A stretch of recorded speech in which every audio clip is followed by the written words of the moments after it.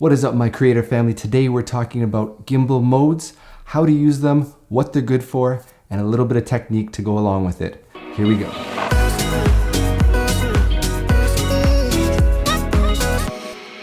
So today we'll be talking about all the different modes most gimbals can use and some of the techniques you're going to want to use to get the smoothest and best footage out of it. If you want to learn more about the settings and how to actually set up the gimbal and tweak how it works, check out my video linked here that will go through all of that from beginning to end and hopefully will give you more knowledge on how to get the gimbal working. Today I took out the new MOZA Aircross gimbal that I recently picked up, and I wanted to go through and explain some of the modes that most gimbals have. Now today I did this on the MOZA Aircross, but you can apply this to any gimbal that has different modes. Let's go over some of the vocabulary first on the different modes. The first mode is called yaw follow. This is the yaw motion of the gimbal.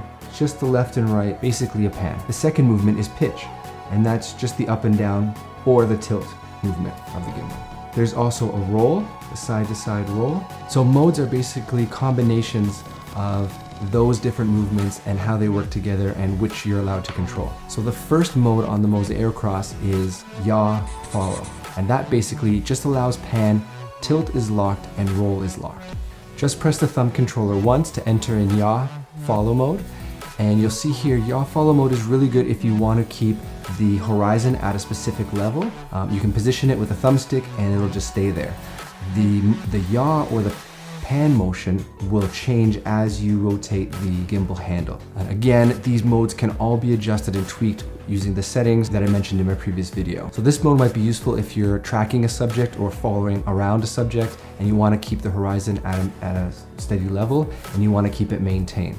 This could be also useful for crane shots when you want to have that horizon consistent, and you can use the thumbstick to dial it in to the right tilt that you want, and it'll just stay there in this mode. Now, if you press the thumb controller twice, you're going to enter into pitch and yaw follow mode. That means the gimbal will follow both the pitch or the tilt and the yaw or the pan as you move each axis. This mode is useful for more complex movements where you want to add both a tilt and a pan into the camera movement. If you press the joystick on the gimbal 3 times, you're going to enter into locked mode, and this is where yaw and pitch are both locked. You can position the camera using the thumbstick and it'll just stay there for the whole time. This would be useful if you have your gimbal locked onto a subject and you're moving with the subject, or you just want to keep that consistent. You either want a forward and back motion or an up and down motion that you're going to control, and you want all other axes to stay locked. The last mode on the MOZA Aircross is roll mode. You enter that mode by pressing the thumbstick 4 times. Every other axis is locked except for the roll axis. So that means as you roll the handle left or right, the camera will follow you and move into a roll, or to a Dutch angle as they sometimes call it. This can be useful for perspective or orientating or disorientating the audience depending on what you want to use it for. Now let's say you've got a great understanding on all different modes, you know when to use them, and you've also watched my previous video and you've dialed in all the settings correctly. One of the most important aspects about using a gimbal is your technique while you're using it. So let's start off with actually holding the gimbal. You can use a gimbal single-handed like most of them are designed for. However, using the dual handle grip is amazing. It just gives you that extra level of stability. You can keep your arms in close to your body and still keep them light, so the gimbal actually will absorb some of your up and down movements as you walk or as you move without it being too rigid and without you getting too tired. Whereas I find the single hand grip tends to be more prone to the up and down movement. Just remember, keep those shoulders back with the back straight, arms into your side.